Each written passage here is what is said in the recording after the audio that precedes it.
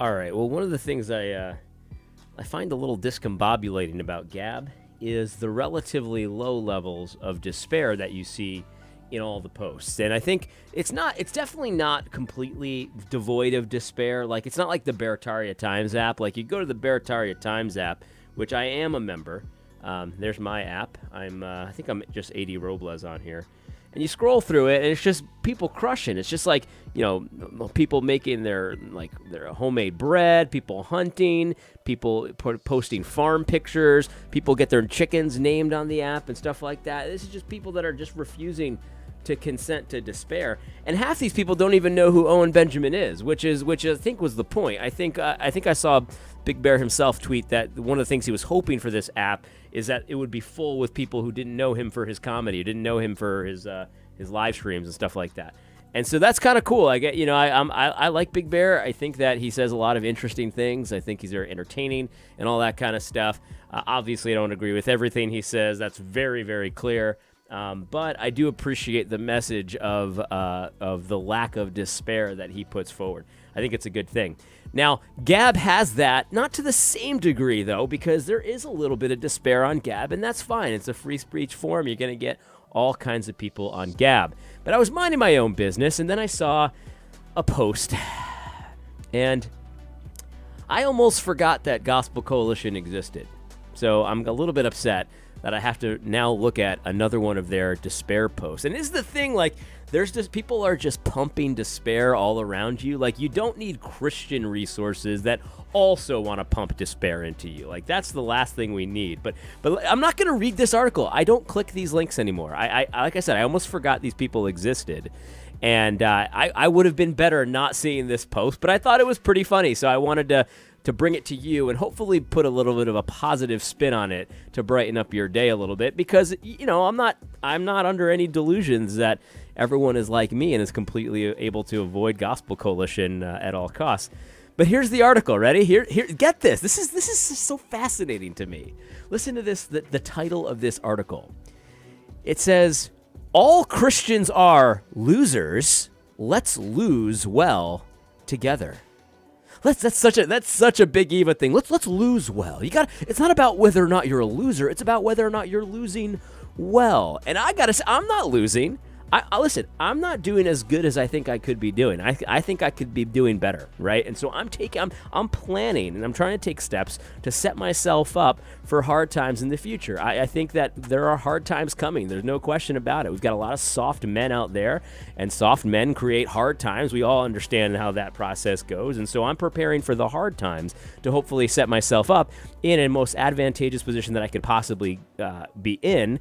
I'm not there yet, but I'm working on it, and I'm not going to succumb to being a loser. But this is what I found so fascinating about this, that these Gospel Coalition folks, these are the same people that were telling you, no, it's not time to fight yet. It's not time yet. No.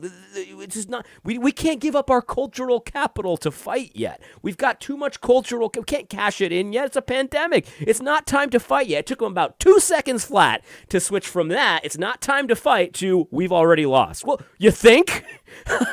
Obviously, you've already lost, because you've already lost the will to fight. You didn't even want to fight from day one. From Jump Street, you didn't want to fight. And so, of course, you've lost. You're a loser, though. Don't put that on all of us. You see, there's a lot of us who weren't in that position either. We didn't lose the will to fight. We are fighting right now, and a lot of us are crushing right now, right? A lot of people did better in 2020 than they did in 2019.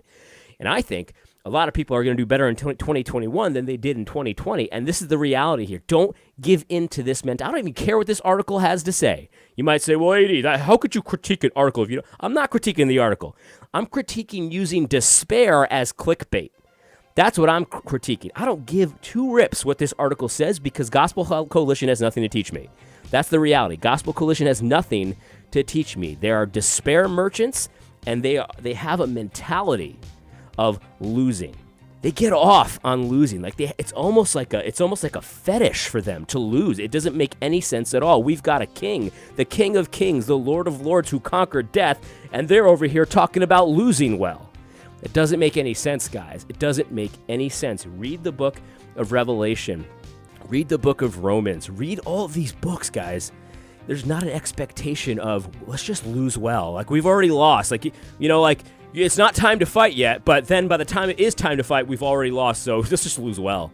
That's not how it is, guys. The King of Kings and the Lord of Lords, and we are his ambassadors, right?